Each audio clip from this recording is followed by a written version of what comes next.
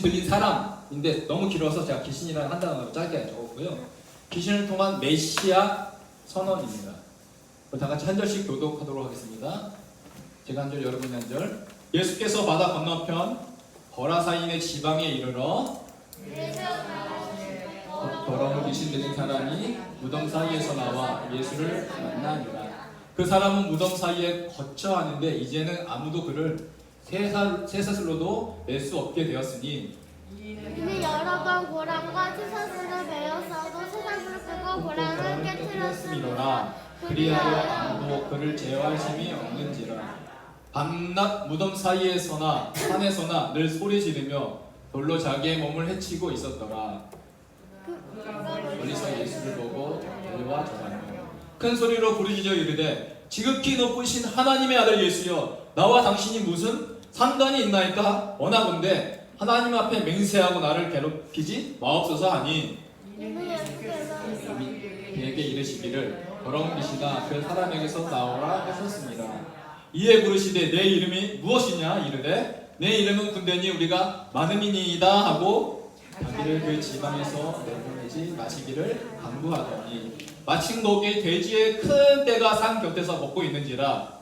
이에 간구하여 이르되 우리를 돼지에게로 보내어 들어가게 하소서 하니 허락하신데 더러운 귀신들이 나와서 돼지에게로 들어가매 거의 2,000마리 되는 떼가 바다를 향하여 비탈로 내리다라 바다에서 물살하거늘 치던 자들이 도망하여 동네와 여러 마을에 말하니 사람들이 어떻게 되었는지를 보러 와서 예수께 이르러 그 귀신 들렸던 자 곧 군대 귀신 짚었던 자가 옷을 입고 정신이 온전하여 앉은 것을 보고 두려워하더라. 아멘.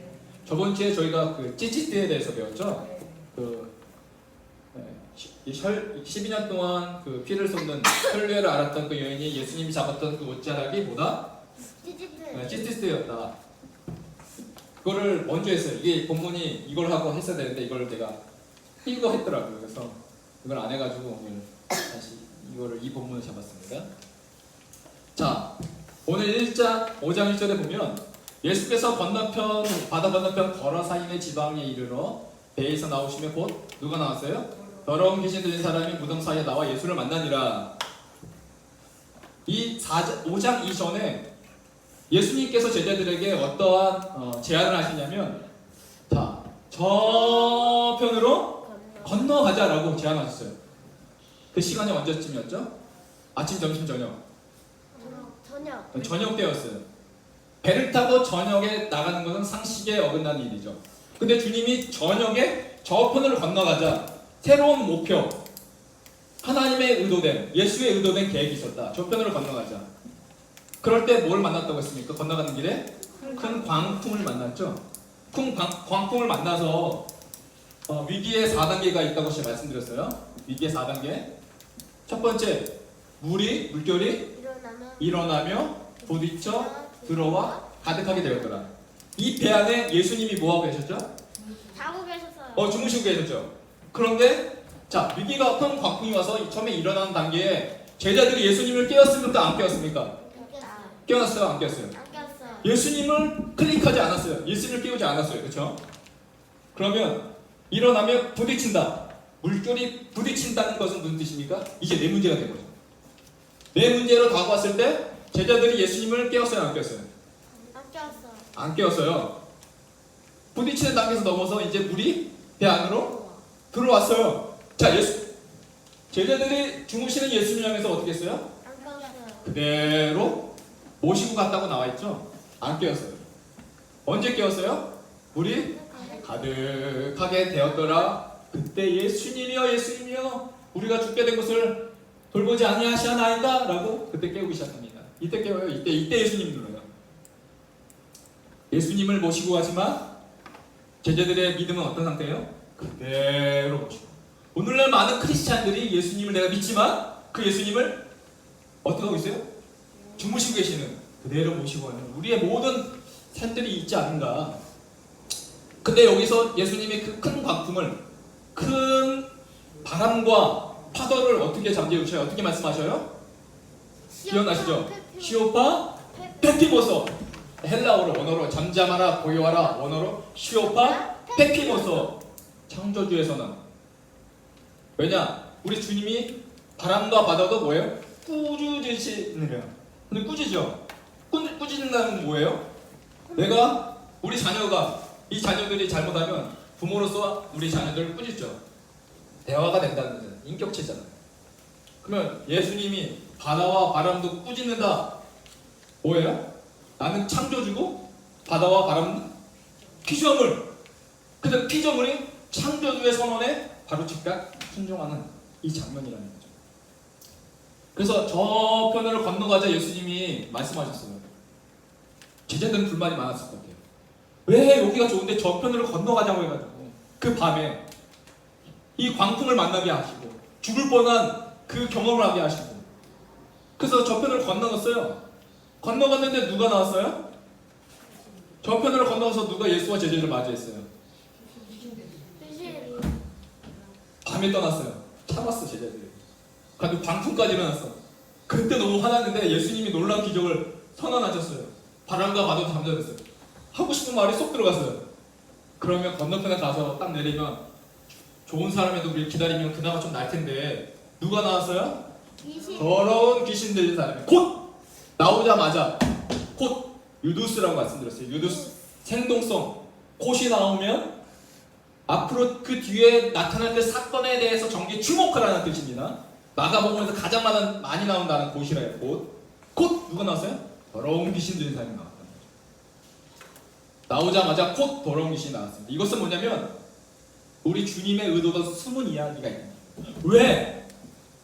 곧 하면서 왜 예수님에게 이 더러운 귀신 들린 사람이 찾아왔을까? 여기에 숨겨진 의미가 있다는 겁니다. 오늘 그 의미를 찾아보려고 하는데요.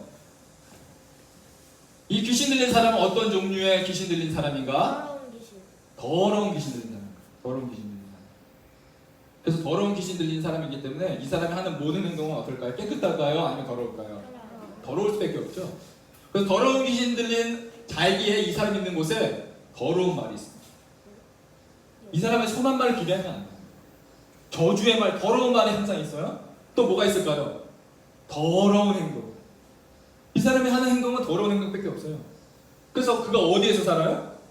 더러운 거? 무덤 사이에 사는 거죠. 집에서 살 수가 없는 거 온전하지 못해요. 그의 삶은 어떤 삶입니까? 더러운 삶. 가끔 TV에 나온 적도 있어요. 7년간 한 번도 청소 안 하고 뭐 쓰레기가 모아둔.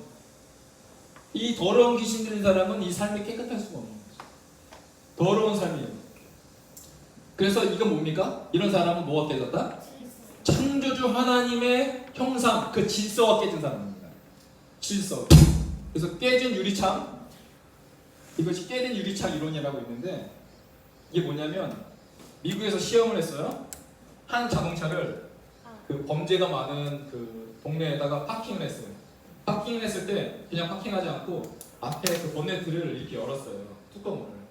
그리고 일주일 동안 관찰을 했는데 그 자동차가 어떻게 됐을까요? 범죄가 많은 곳이에요. 그대로 보관됐어요. 아무도 터치를 안 했어요. 그런데 다시 한번 실험을 했어요. 본네트를 열고 그 자동차의 뒤에 유리창을 깼어요. 깨고 나서 다시 한번 관찰하기 시작했는데 1시간도 지나지 않아 깨진 유리창을 보고 사람들이 어떻게 했어요? 그 자동차에 달려와서 배터리를 빼나가고 문짝을 떼나가고 그 자동차가 뼈다귀만 남았다는 거죠. 그 깨진 유리창 이론인데 뭐냐? 일생생활에 경미한 범죄라도 제대로 처리하지 아니하면 결국 그것이 뭐 된다? 강력한 범죄로 발전할 수 있다. 원래 이 더러운 귀신 들린 사람이 처음부터 강력한 더러운 귀신 들린 사람이었을까요?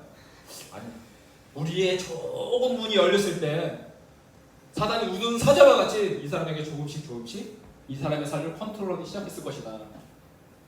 그래서 이것은 질서가 깨진 이의 삶을 보여준다. 그래서 예수를 믿는다는 건 뭡니까? 우리가 예수를 믿는다는 건 뭐예요? 예수를 믿을 때 성령의 우리 가운데 내주하셔서 성령의 지배받는 삶, 하나님이 나를 지배하는 삶을 살아간다는 건데, 그러나 귀신의 지배받는 자는 뭐예요? 내 이성, 내 감정을 다 억제해요. 억눌러요. 그런데 예수 믿는 자는 뭐예요? 예수님은 나를 지배하지만 뭐를 컨트롤하지 아니하신다? 우리의 감정. 내 감정을 존중하시고 내 감정을 지배하지 않으십니다. 그런데 우리 주님이 그 감정을 우리 주님에게 헌신하시길 기대하신다는 것이죠. 근데 귀신 들린 자는 이런 걸 없어요. 그냥 무조건 컨트롤하는 거죠. 그래서 이 더러운 영의 지배를 받기에 그의 모든 삶이 더러운 것이다. 그래서 그는 무덤 사이에서 나온 것이고 집에서 살 수가 없는 거예요. 당연한 거죠. 그래서 더러운 귀신 들린 삶 이야기인데 여기서 제가 원래는 성령의 그 7가지의 그 성령님이 계세요. 양자의 영, 뭐 여러 가지 영이 있는데 그와 마찬가지 7가지의 그 귀신의 영이 있는데 첫 번째는 미혹의 영이 있어요. 요한일서 4장 6절. 우리는 하나님께 속하였으니 하나님을 아는 자는 우리 말을 듣고, 자, 하나님을 아는 자는 우리의 하나님의 말씀을 듣는 겁니다. 하나님께 속하지 아니하는 자는 우리의 말을 듣지 아니하나니 왜요? 진리의 영과 미혹의 영을 이룰 수 아닙니다. 하나님의 말씀을 순종하는 자는 그 안에 무슨 영이 있다는 거예요? 진리의 영. 7가지 영 중에 진리의 영. 그러나 하나님의 말씀을 순종하지 않고 불순종하는 자는 뭐가 있다는 거예요? 미혹의 영. 뭐 때문에? 일낙. 죄는 뭐가 있다는 거예요? 한 가지 낙이 있어요. 그 낙 때문에 죄를 짓는 거죠. 내가 죄를 딱 짓는데 뭐라고 했어요? 그 순간 만볼트의 그 전개가 나한테 감전이 일으면 죄 지을 사람 있습니까? 없죠. 그 죄는 모두 한 가지 일낙이 있다. 그래서 미혹의 영. 두 번째는 거짓의 영이 있고 있어요. 거짓의 영. 그 왕상 22장 21절 22절을 보면 여호와께서 그에게 이르시되 어떻게 하겠느냐 이르되 내가 나가서 거짓말하는 영이 되어 그의 모든 선지자들의 입에 있겠나이다. 여호사밧 왕이 아합 왕을 만났어요. 근데 아합 왕이 전쟁 나가자 하니까 선지자 없습니까? 선지자들이 다 똑같은 말 하는 거예요. 나가십시오. 이길 겁니다. 축복만 외치는 거죠. 그렇게 축복을 외쳤던 이유가 뭐예요? 거짓말하는 영이 그들 가운데 임했기 때문에. 세 번째, 불순종이에요. 에베소서 2장 2절. 그때 너희는 그 가운데 행하여 이 세상 풍조를 따르고 공중의 권세 잡은 자를 따랐으니 곧 지금 불순종의 아들 가운데 역사하는 영. 불순종의 영. 이 세상 풍조를 따르는 자. 네 번째는 악의 영. 에베소서 6장 12절. 우리의 씨름은 혈과 육을 상대하는 것이 아니요. 잘 보십시오. 우리의 씨름은 혈과 육을 상대하는 것이 아니라고 했죠. 그런데 우리의 교회의 모든 싸움의 대상은 누구예요? 옆에 있는 권사님, 집사님, 혈과 육이에요. 이게 사단의 전략인 거죠. 우리의 싸움은 누구예요? 통치자들과 권세자들과 이 어둠의 세상 주관자들과 하늘에 있는 악의 영들을 상대하는 거예요. 악의 영이 있습니다. 다섯 번째, 어둠의 영이 있어요. 이 어둠의 영들, 그렇죠? 어둠의 영이 있고요. 오늘 봤던 더러운 영, 더러운 영이 제일 많습니다. 사실은 사도행전 8장 7절. 많은 사람에게 붙었던 더러운 귀신들이 크게 소리 지르며 나가고 또 많은 중풍병자와 못 걷는 사람들이 나으니. 더러운 귀신. 마지막 7번째, 세상의 영. 우리가 세상의 영을 받지 아니하고 오직 하나님으로부터 온 영을 받았으니 이는 우리로 하여금 하나님께 우리에게 은혜를 주신 것들을 알게 하려 하시니라.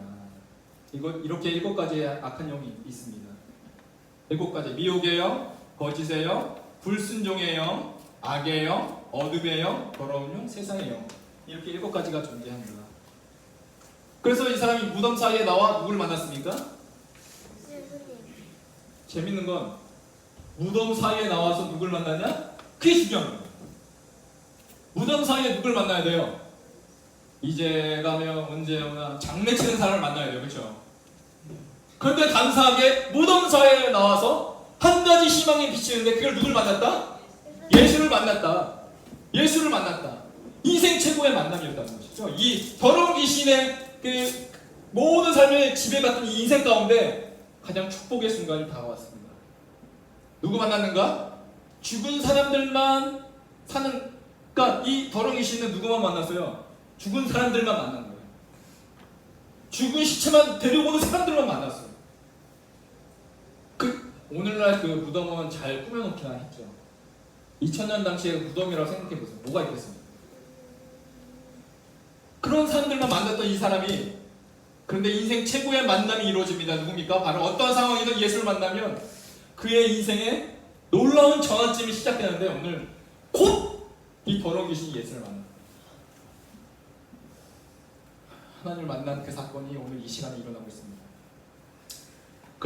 그 사람은 무덤 사이에 거처하는데 이제는 아무도 그를 쇠사슬로 맬 수가 없게 되었으니 이는 마가의 주석이에요. 마가의 주석 해석하고 있는 거예요. 이는 여러 번 고랑과 쇠사슬에 매었어도 쇠사슬을 끊고 고랑을 깨뜨렸음이로라. 그리하여 아무도 그를 제어할 힘이 없는지라. 밤낮 무덤 사이에서 산에서나 늘 소리 지르며 돌로 자기의 몸을 해치고 있었더라. 자기의 감정을 지금 다 컨트롤하는 거죠. 그래서 귀신 들린 자의 형편에 대해서 오늘 이 시간 4절 5절 말하고 있는데, 자기 감정과 자기 조절 능력이 없어요. 왜냐? 바로 그 귀신 들린다. 귀신이 모든 것을 컨트롤하기 때문에. 그러면서 6절에 그가 멀리서 예수를 보고 달려와 절하며. 자, 귀신 들린 사람이 예수를 만나고 한 세 가지 행동이 있어요. 첫 번째, 보고 달려와 뭘 했어요? 절했어요. 보고 달려와 절했어요. 자, 4장 마지막 절. 제자들은 어땠나요? 큰 광풍을 잠잠케 하시는 그 예수님을 보고 제자들의 반응. 41절. 그들이 심히 두려워하여 서로 말하되 그가 누구이기에 바람과 바다도 순종하는가? 믿었다는 겁니까? 안 믿었다는 겁니까? 안 믿었다는. 의심했다는 거예요. 어찌 이럴 수가 있겠습니까? 라고 고백하는 거예요.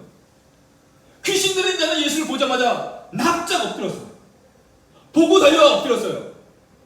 근데 제자들은 뭐가 있어요? 이런 놀라운 창조주와 그 예수 그리스도의 그 메시아의 능력을 보고서도 이게 어떻게 된 거지? 라고 의심만 갖고 있는 그들의 모습. 그런데 제자들은 고개를 절레절레. 누구이십니까? 납작 엎드릴 자가 누구인데요? 지금 주님 앞에 납작 엎드릴 대상이 누구예요? 제자들이에요? 귀신들이에요? 제자들인데 제자들은 엎드리지 않냐고. 지금 누가 엎드려요? 귀신이 엎드려요. 그러니까 예수님이 얼마나 속이 끓겠습니까? 예수님이 이 장면을 지금 일부러 제자들에게 보여주고 싶으십니다. 자봐라, 귀신도 내 앞에서 엎드리는데 지금 너희들이 어디 있는? 이것을 누가 해야 하는가?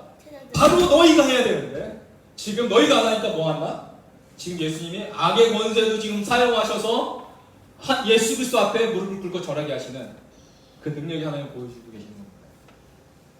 근데 그거 뭐합니까? 지극히 높으신 하나님의 아들 예수여라고 고백하죠. 자, 마가복음 1장 1절. 그 마가복음 1장 1절 어떻게 시작한다고 말했죠? 하나님의 아들 예수 그리스도의 복음의 시작이다. 오늘 마가복음은 뭘 말하기 위해서 존재한다고 했죠? 예수가 하나님의 아들이시며 예수가 그리스도시며 예수가 그 복음입니다. 그 복음을 지금 누가 선언하는 거예요? 제자들이 하는 것이 아니라 귀신 들린 자가 지극히 높으신 하나님의 아들 예수여 정확하게 그 복음을 증거하고 있습니다. 베드로가 16장 16절 마태복음 주는 그리스도시여 살아계신 하나님의 아들이시니이다. 이게 바로 마가복음 1장 1절의 고백 아니겠습니까? 베드로도 고백했던 것이 바로 예수 그리스도가 하나님이시다. 하나님의 아들이시다. 귀신도 뭘 고백했습니까? 하나님의 아들 예수여. 정확하게 복음을 고백하고 있습니다. 그런데 재밌는 것은요, 이가 뭐하고 있어요? 귀신이 뭐하고 있어요?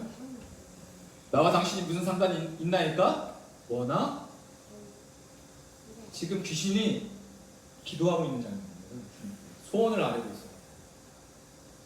왜 예수께 왔을까? 그러면 지금 귀신이 와서 우리 예수님 앞에서 소원을 말하고 있는데 이 귀신이 더러운 귀신 들린 자가 예수님 앞에 온 그 이유가 뭘까요? 왜 왔죠?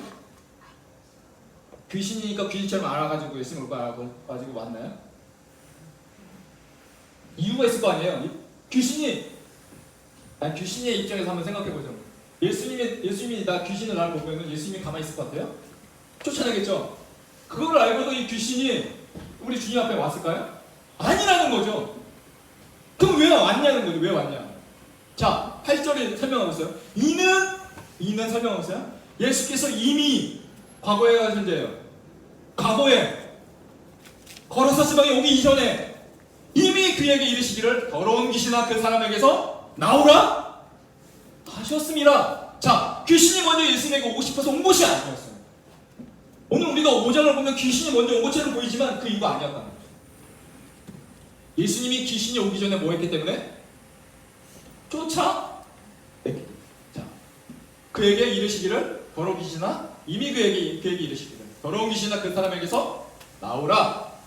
그럼 예수님이 어디 계셨을 때 주님이 어디 계셨을 때 이 귀신을 쫓아내셨습니다. 어디 계셨을 때 쫓아내셨을까요? 생각해 보세요. 어디 계셨을 때? 금요일 전에 하던 작품을 우리 애들만 어디 계셨을 때 쫓아냈었을까요? 주님이 저 편으로 건너가자 하고 못 하셨어요? 배를 타셨어요. 배를 타고 오시는 그 가족 가운데 이미 거라사 지방에 누가 올 것을 아시고 귀신을 아시고 뭐 하셨어요? 더러운 귀신아 그 사람에게서 바로 바람과 바다를 잠잠케 하실 그 배 위에서 선언하신 거죠. 그러니까 배에서 나오심에 배에서 뭐예요? 딱 나오자마자 곧 더러운 귀신들의 사람이 나온 거죠. 그 이유가 뭐였어요? 그 배에서 예수님이 선언하셨다. 우리가 모두가 착각했어요. 이 더러운 귀신 발 앞에서 말한 것처럼. 그러나 그러지 않아요. 배에서 나오자마자 곧 더러운 귀신이 있는 거죠. 배 위에서도 예수님은 뭐예요? 앞으로 일어날 일들에 대해서 다 알고 계시는 전능하신 놀라운 능력의 하나님이시고 오늘 이 마가복음은 전하고 이 귀신이 고백했던 건 당신은 하나님의 아들. 그 하나님의 아들이 어떻게 역사하셨어요? 배에서도 앞으로 거라사 지방에 일어날 일들을 다 아시고 거기에 더러운 귀신이 무덤 사이에 거하고 있다는 걸 아시고 더러운 귀신아 나가라. 그가 고백했다. 무슨 말입니까? 바람과 바다도 잠잠케 하시는 이 곧 하늘과 땅의 권세를 가지신 그 하나님 또한 앞날도 미래하시고 일하시는 또한 이 시간을 주권의 하나님이 바로 누구시다? 바로 오늘 예수 그리스도이시다. 그것이 바로 복음이다 라고 오늘 마가복음은 강력하게 말하고 있다는 거죠. 여러분 우리의 앞날의 삶도요 우리 주님 안의 손에 있음을 믿으시기 바랍니다. 저는 많은 사람들이 저에게 걱정해요. 아니 코로나 시대에 어떻게 교회를 개척하셨어요? 그러게요. 제가 그러려고 해외에서 10년 동안 선교 사역을 한 건 아닌데 하나님이 하라고 해서 한 것뿐인데 저는 어떤 믿음이 있느냐 하늘과 땅의 권세 공간의 주권에 계시는 그 하나님 공간의 주권과 시간의 주권을 갖춘 그 하나님이 나한테 시켰다면 이 어려움도 지나갑니다. 그 믿음으로 목회하는 겁니다. 여러분도 믿으시기 바랍니다. 여러분의 앞 가운데 귀신 들린 사람 같은 어려움이 만날 수 있어요. 그런데 그거 만나는 게 중요한 것이 아니라 그거보다 더 위대하신 하나님이 내 안에 계시다라는 그 믿음이 있으면 그걸 넘어가는 거죠. 그런 믿음을 소유해야 된다. 근데 오늘 제자들은 그런 믿음이 없었다는 거죠. 이에 물으시되 내 이름이 무엇이냐? 이르되 내 이름은 분대니 우리가 많음이니이다 하고 예수님이 이것 때문에 오신 거예요. 사실 이 사건 때문에 여기에 주님의 강력한 의도가 있다. 제가 처음에 의도가 있다고 말씀드렸죠. 내 이름이 무엇이냐? 물어보셨어요? 그러니까 내 이름은 군대니 우리가 많다. 2천 마리가 떨어져 죽었으니까 2천 마리 이상의 그 귀신이었던 것 같아요. 2천 명 이상 마리. 그래서 10절에 이렇게 말해요. 자기를 그 지방에서 내보내지 마시기를 간구하더니 자 보십시오. 10절에도 나와요. 저 귀신이 뭐하기 시작해요? 우리 주님 앞에서? 우리만 기도한 줄 알았는데 아니 귀신도 오늘 주님 앞에서 뭐예요? 간구 기도하고 있어요. 놀라운 일이죠. 간구하더니 기도하고 있는 장면이에요. 근데 마침 이 마침이 하나님의 계획된 뭔가 마침이 신큐리에라는 헬라 단어인데 마침 거기에 돼지의 떼가 산 곁에서 먹고 있는지라 12절 또 뭐 하고 있어요? 예? 강구하여 또 한 번 기도합니다. 자 귀신은 한 번에서 끝내지 않고 귀신은 최소한 몇 번 이상 강구한다? 2번 이상. 우리는 끊임없이 기도해야죠.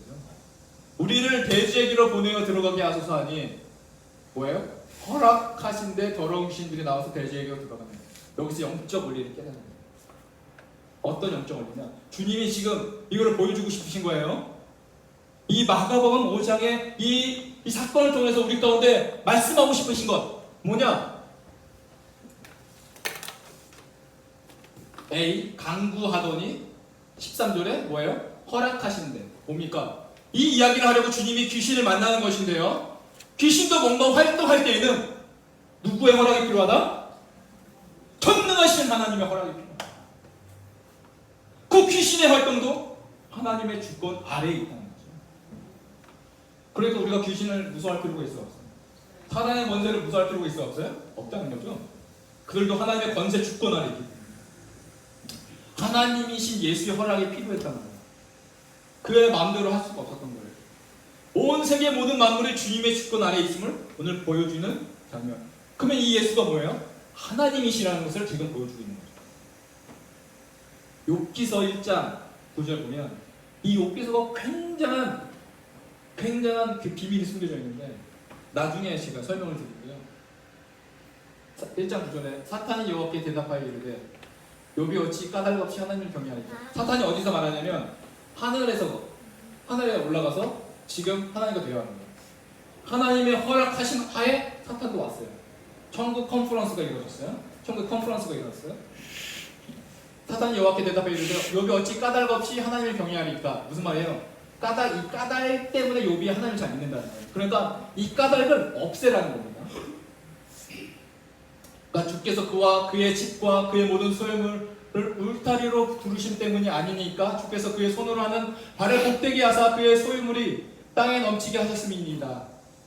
그래서 11절 이제 주의 손을 펴서 그의 모든 소유를 취소서 그리하시면 틀림없이 주를 향하여 욕하지 않겠나이까 라고 하고 지금 사단이 뭐하고 있어요? 하나님께 강구하고 있어요. 그러니까 12절 여호와께서 사탄에게 이르시되 내가 그의 소유물을 다 내 손에 맡기노라 다만 그의 몸에는 내 손을 대지 말지니라. 하나님이 정확하게 말씀하시죠. 사단이 어디까지 일할 수 있는지. 그러니까 하나님이 강구와 허락하지. 사단이 곧 여호와 앞에 물러가니라. 사단도 뭐 할 수 있다? 하나님이 허락하신 것만 할 수가 있다는 것을 오늘 성경이 보여줍니다. 그래서 강구와 이르되 우리를 대지에게로 보내어 들어가게 하소서 하니 하나님이 허락하십니다. 강구했던 것 그만큼 하나님이 허락하신 것만큼 사단이 역사할 수 있다는 것이죠.